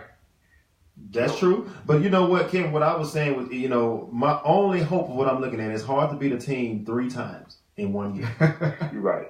We in a new year, so I said that's the only thing that because when I look at Cam doesn't have a deep threat. He doesn't have the weapons around him, I think, for him to go all the way. Now, years ago when they went to the Super Bowl, he had a great team. He had some weapons, yeah. He had some weapons, man. Mm-hmm. And they was in Calvin Benjamin didn't play then, but you had Ted Ginn stretching the field, and you had the running backs moving great. You had a lot going on. Yeah. So I'm gonna go Carolina because I gotta go Carolina. But you can't go back home. I can't. At the end of the day, man, they take care of me. So your card. Yeah, exactly. I gotta go Carolina, man. But if let me ask you this, and I think that the Saints, their defense is decent. They're fine. They're in New Orleans. Kamara and the guy from Alabama, what's the guy? Mark Ingram. Yeah. Oh my God. Yeah, they tough, man. They tough. Yeah. They tough. Yeah, I'm going New Orleans. So you think they're gonna do the hat trick? I think they could probably pull off 3 times. Yeah, because all Carolina has is Cam Newton. But see, and what you're saying, like 3 times is one thing. Okay, 3 times, but you got to play at your home twice out these 3. And New Orleans, they on that turf, they're a different team. They can handle anybody on that turf. Right. But put them outside. Now, I will say, and let's say if we all agree this, the best player on the field for either team, the most talented player is Cam Newton. And if he has one of those games where he's out of his mind, they're going to beat New Orleans. Exactly. So, I mean, if he has his best game, they're going to beat New Orleans. But all you got to do is hit him a couple of times. That's true. Now, his weakness, his kryptonite is you got to hit him. You got to hit him. You hit him in his face a couple of times. When Von Miller hit him in that Super Bowl in his face, when he decided the first play, he didn't play no more the rest of the game. He didn't want to die for the ball. Right. I ain't picking that up. He made a business decision. He's like, I ain't gonna care about my knee. Man, I got all year. We got all lifetime for this. Yeah, but I'm going Saints. Going Saints. Yeah. I think. I really have a hard time believing that the Panthers defense is going to have an answer for Alvin Kamara and Mark Ingram.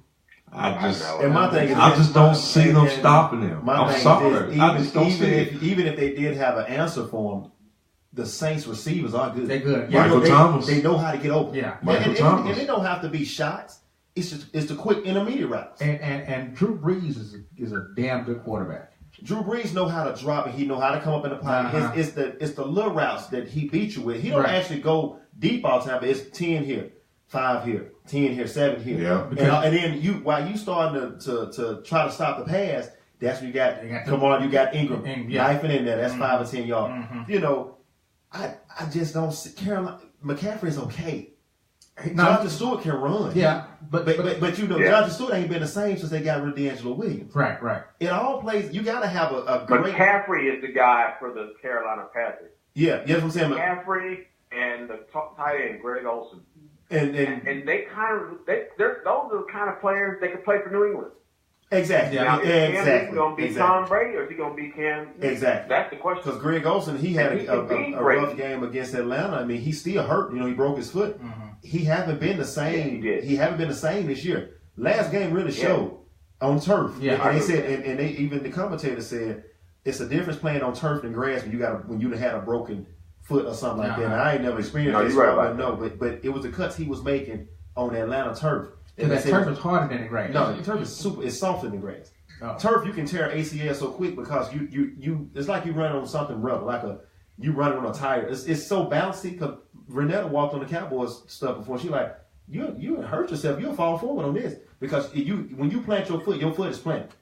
Grass will give. Okay. But that turf will not give. That's one thing about turf. You never make a sudden move on turf because you can really damage a lot. Did you ever play at the old Veterans Stadium in Philly? Or were you after that? Nah, I came in because that was the worst turf I've ever seen in my life. Now you talking about turf? Now I played at the Cowboys Stadium the last time they was in Irving, Texas Stadium.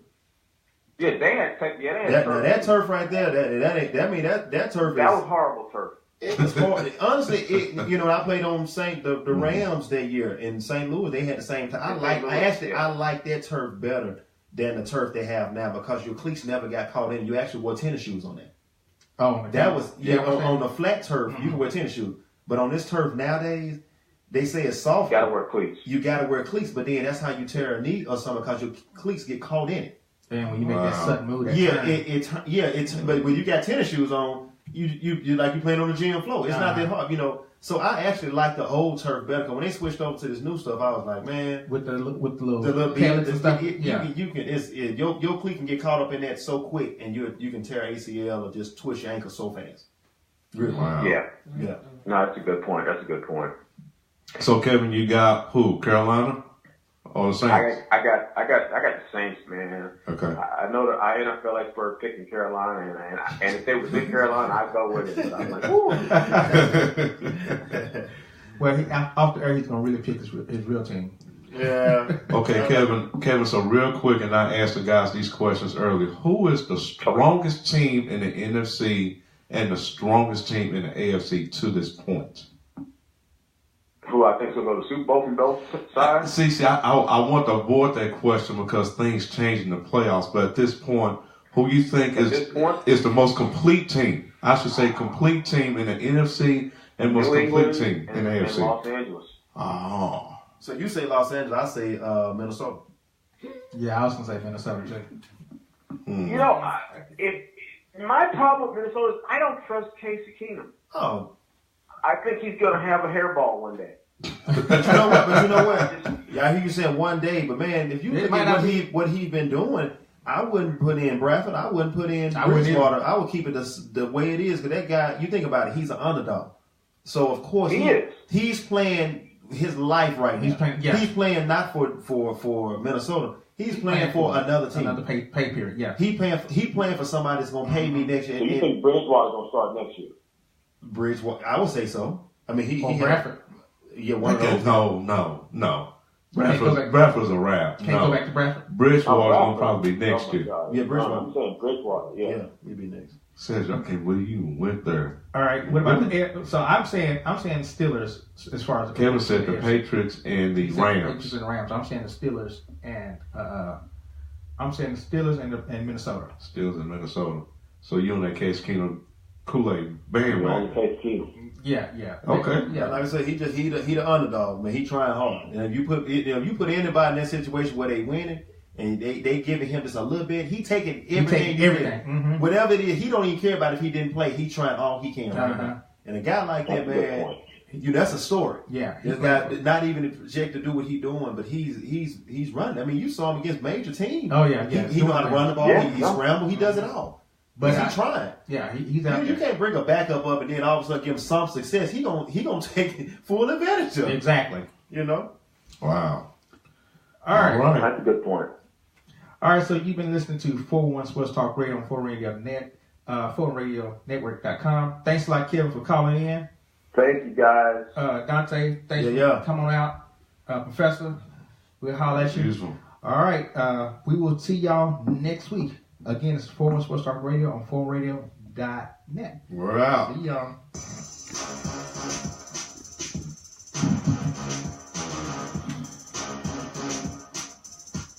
We ain't talking about Alabama, man. Y'all